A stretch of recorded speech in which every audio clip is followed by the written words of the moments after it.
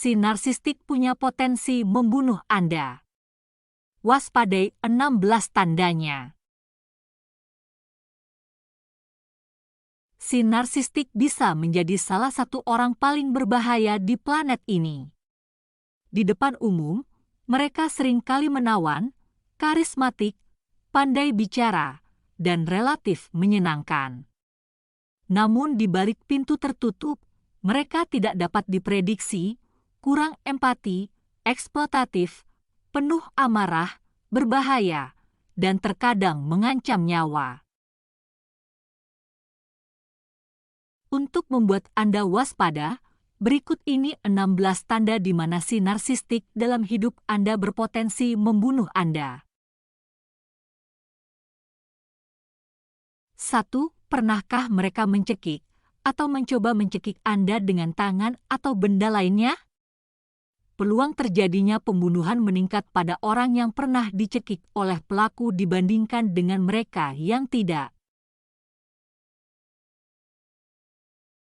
2. Apakah si narsistik mengekspresikan kepemilikan mereka atas Anda? Misalnya mengatakan, "Kamu tidak akan pernah bisa meninggalkanku, kematian sebelum perceraian, jika aku tidak bisa memilikimu, tidak ada seorang pun yang bisa." Risiko kekerasan meningkat menjadi serius bila mereka membuat pernyataan yang menyiratkan bahwa Anda adalah milik mereka. 3. Apakah mereka pernah mengancam Anda, anak-anak, kerabat Anda, atau diri mereka sendiri? Mengancam untuk membunuh atau mengungkapkan gagasan semacam itu adalah salah satu faktor risiko terkuat yang umumnya dikaitkan dengan pembunuhan. 4. Apakah mereka mempunyai riwayat kekerasan dalam rumah tangga? Studi penelitian menunjukkan bahwa mereka yang melakukan kekerasan verbal sangat mungkin melakukan kekerasan fisik terhadap pasangannya. 5. Apakah mereka hidup bergantung dari Anda?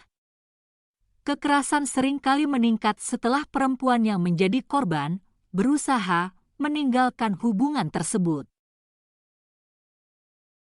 6. Pernahkah ada senjata api, pisau, alat pemukul, tali dan sejenisnya yang digunakan dalam KDRT? 7. Apakah mereka merasa depresi? Depresi adalah gejala umum dari potensi pembunuhan atau bunuh diri dan merupakan sesuatu yang harus ditanggapi dengan serius ketika mempertimbangkan keselamatan Anda sendiri. 8. Apakah terjadi kekerasan saat Anda meninggalkan hubungan atau saat mencoba mengakhiri hubungan? Kekerasan terjadi karena kebutuhan pelaku akan kekuasaan dan kendali. Jika mereka merasa kehilangan kekuasaan dan kendali, Anda berisiko lebih besar mengalami kekerasan yang mematikan. 9. Pernahkah mereka mengintai, menguntit atau memata-matai Anda? 10. Apakah mereka menggunakan narkoba atau alkohol? 11. Pernahkah Anda mengalami kekerasan fisik saat hamil? Faktanya, kekerasan dalam rumah tangga seringkali meningkat dari kekerasan verbal atau emosional hingga kekerasan fisik selama kehamilan. 12. Pernahkah Anda menyadari peningkatan kekerasan atau perilaku berbahaya lainnya? 13. Apakah kekerasan seksual atau pemaksaan seksual sering terjadi? Pelaku kekerasan yang cenderung memaksakan hubungan seksual lebih cenderung melakukan tindakan mematikan. 14. Pernahkah mereka melecehkan Anda di depan umum? 15. Apakah ada cyberstalking yang terjadi? Texting dan telepon yang terus-menerus, kebutuhan untuk mendapatkan informasi terbaru tentang keberadaan Anda, atau pemasangan alat pelacak di komputer atau ponsel Anda merupakan indikator besar potensi kekerasan dan/atau pembunuhan.